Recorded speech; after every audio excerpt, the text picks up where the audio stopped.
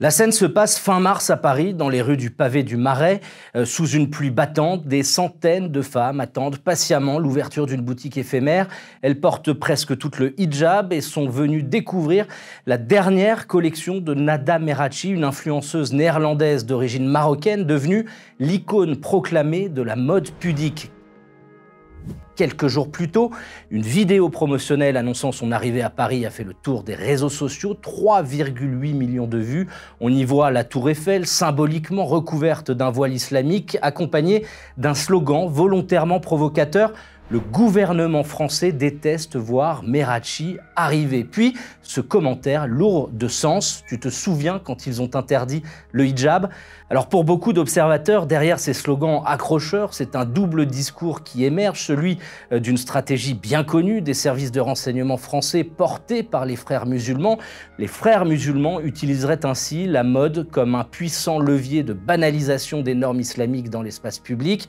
Un récent rapport du renseignement territorial note d'ailleurs, je cite, « Le port du vêtement religieux tend à devenir la norme pour les femmes musulmanes et plus particulièrement chez les jeunes filles ». Un changement majeur puisque ces tenues fondamentalistes étaient encore marginales il y a seulement 10 ans.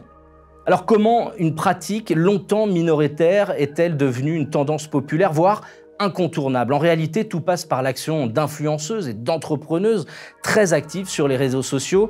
Les analystes du renseignement en distinguent 3 profils principaux. D'abord, les sœurs militantes rigoristes masquant intégralement leur visage sur les réseaux sociaux et revendiquant explicitement une supériorité morale face au cadre législatif français. Ensuite viennent les influenceuses rigoristes, les prosélytes, celles qui utilisent les codes religieux pour vendre leurs vêtements en ligne à des prix très accessibles. Enfin, troisième catégorie, les hijabistas qui combinent luxe, esthétique orientaliste et rigorisme religieux afin de toucher un public CSP+, en quête d'un style affirmé mais pudique. Cette dynamique est soutenue par un marché mondial en pleine expansion. Le cabinet DataBridge Market Research estime qu'en 2023, le marché mondial des vêtements islamiques représentait déjà 76 milliards d'euros et pourrait atteindre 118 milliards d'euros d'ici à 2031, soit une croissance annuelle de 5,7%.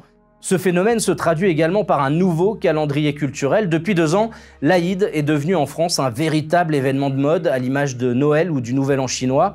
Pourtant, cette nouvelle norme limite considérablement les libertés créatives. Par exemple, quand la création aborde la nudité, les stylistes utilisent désormais des vêtements couleur chair pour éviter toute polémique, une autocensure bien différente de l'audace du styliste turc Hüseyin Çalayan qui en 1998 présentait des burkas raccourcis jusqu'à laisser ses modèles dénudés pour interpeller sur la condition féminine. À l'époque, il recevait même le prix du British Designer of the Year. Aujourd'hui, une telle provocation semble impensable. Reste alors une question centrale, cette mode pudique relève-t-elle véritablement du choix libre des femmes ou bien dissimule-t-elle une volonté d'imposer progressivement des codes religieux stricts sous couvert de modernité et d'inclusivité?